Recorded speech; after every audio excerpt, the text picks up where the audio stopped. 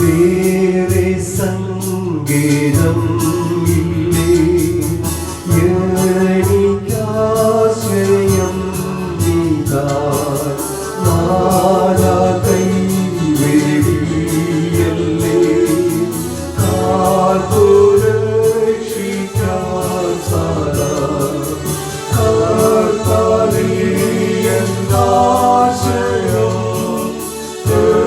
പാദമെൻ ശരണം.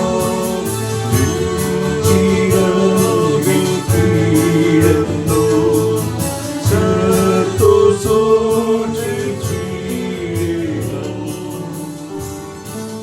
ദൈവനാമത്തിന് മഹത്വമുണ്ടാകട്ടെ. ഇന്നത്തെ പ്രഭാത ധ്യാനത്തിനായി 12-ാം സങ്കീർത്തനം 8-ാം വാക്യം. മനുഷ്യപുത്രന്മാരുടെ ഇടയിൽ വഷളത്വം പ്രബലപ്പെടുമ്പോൾ ദുഷ്ടന്മാർ എല്ലായിടവും സഞ്ചരിക്കുന്നു. ധാർമ്മിക നിലവാരം ഏറ്റവും അധപ്പതിച്ച കാലഘട്ടത്തിൽ കപടഭക്തിയും മതസ്പർദ്ധയും വർദ്ധിച്ചു വരുമ്പോൾ ദൈവഭക്തിയുള്ളവർ ദേശത്ത് ഇല്ലാതെയായോ എന്ന് തോന്നുമാറ് മനുഷ്യപുത്രന്മാരുടെ ഇടയിൽ വഷളത്വം പെരുകി എല്ലാ മേഖലയിലും ദുഷ്ടന്മാരുടെ ആധിപത്യം ഉണ്ടാകുമെന്നാണ് ദാവീദ് ഈ വാക്യത്തിലൂടെ നമ്മെ ഓർമ്മിപ്പിക്കുന്നത്.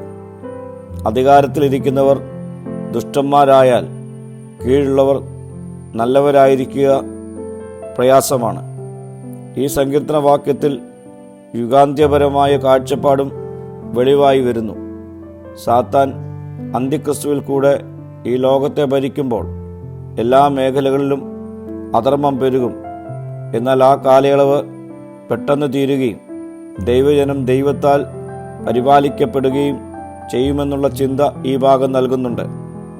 ദുഷ്ടത പെരുകുന്നുവെന്ന് തോന്നുമ്പോഴും ദൈവം ഇടപെട്ട് വിടുവിക്കുമെന്ന പ്രത്യാശ ഈ സങ്കീർത്തനത്തിൽ സജീവമായി നിലനിർത്തിയാണ് ദാവീദ് ഈ സങ്കീർത്തനം അവസാനിപ്പിക്കുന്നത്.